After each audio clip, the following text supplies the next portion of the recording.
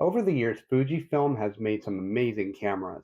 In fact, their current stuff is so popular, even the used stuff goes for astronomical prices on the used market. So, how did they go wrong with this?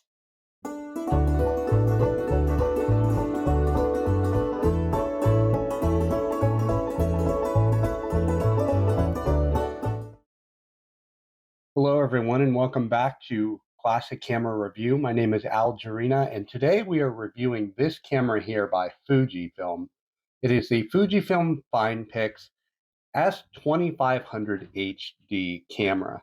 And to be fair on my intro, this is not exactly the same type of camera that everyone is going crazy for right now on the internet.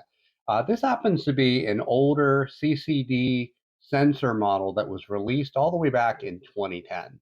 So we're going to talk a little bit about this camera. Let's jump right into the specs because you might be surprised at how the specs actually line up to the performance of the camera. So let's get right down into it.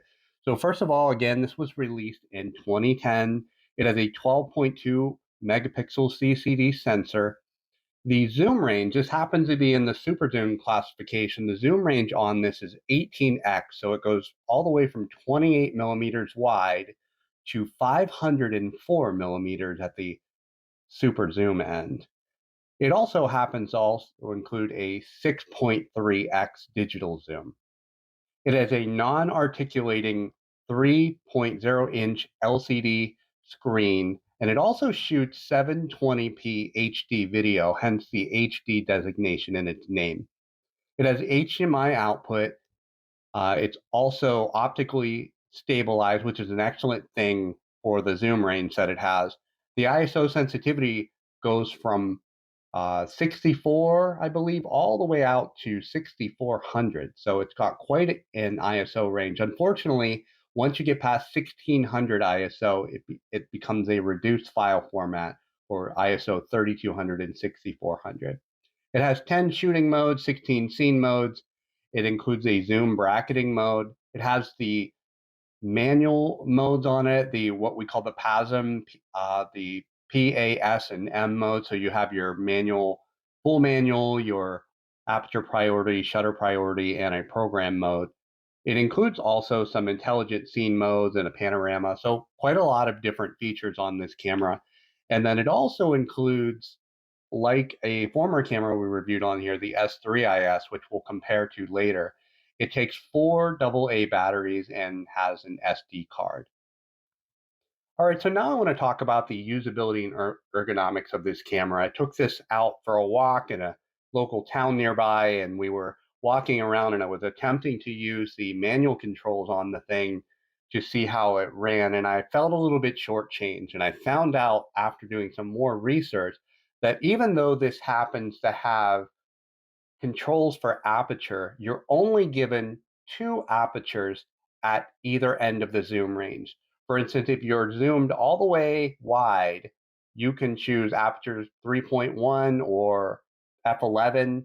And if you're zoomed all the way out, you can choose 6.1 or f11. It's very odd. You don't get any in between apertures to choose from, and that's either in the aperture priority mode or in the full manual mode. Now, shutter speeds, you do have more options, but it was so finicky to actually do that with the buttons. You can see the buttons on the back of here are pretty small, but it was so finicky to have to hit the button and then go through the modes and remember what direction to put your you can see around here we have a kind of a control dial here. You had to remember what direction to hit it. If you hit it in the wrong direction, you could accidentally select something like the macro mode or something else. So you had to be very careful. So I found that to be very finicky, especially considering the fact that this has so many buttons. It seems like a lot of them have dual functions depending on the mode that you're in. The other thing is that the focus on this is very slow. It didn't matter if I was zoomed all the way in or if I was wide. I just felt like I would hold the button to grab focus, and it's almost like you could hear the Jeopardy music playing for me when I was trying to wait for the focus until it finally clicked in. And then at that point, the zooming is also very slow. If I saw something and I wanted to zoom way in, it definitely took a long time for it to actually reach that. So you can imagine in a scenario where you saw something and it was happening and you wanted to zoom into that really quick and capture it, this camera is not going to perform quite to expectation, especially in today's world where we have phones that we can literally just use our fingers and pinch and zoom almost instantaneously to get into that shot. So if you're looking for something that's on the cheap with these sorts of ergonomics and features, you might be severely disappointed in this. So, what about image quality? How does this thing stack up, especially being released in 2010 and we are currently in 2025? How does this stack up to the current cameras or even a phone camera?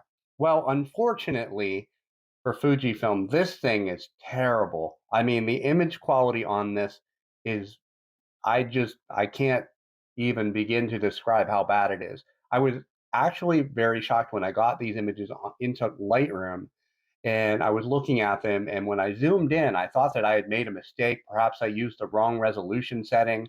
But it turns out that the images are very smeary when you zoom in. It almost looks like you use digital zoom on them to zoom in. And I thought that was quite surprising, being that it's a 10 megapixel camera.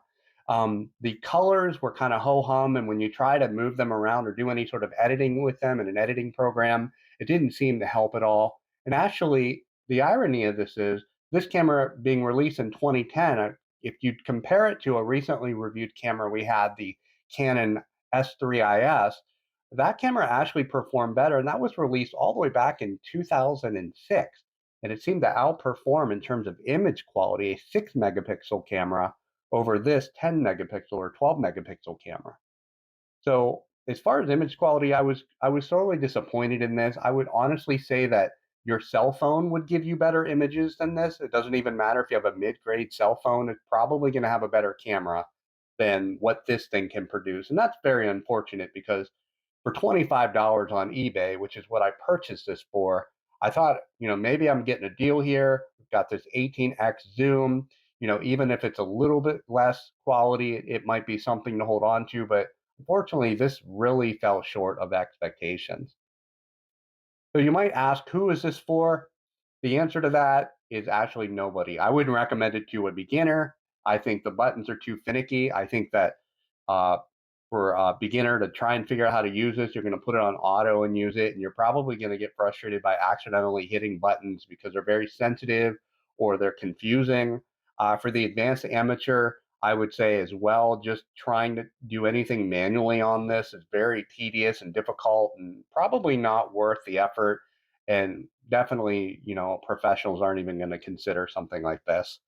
So my practical use on this for 2025, I would say avoid it. Unless you're a collector of Fujifilm and old CCD cameras, there's really no reason to even put down $25 on this. There are better options out there. And so we're going to say this is a thumb down recommendation. Again, if you're a collector, sure.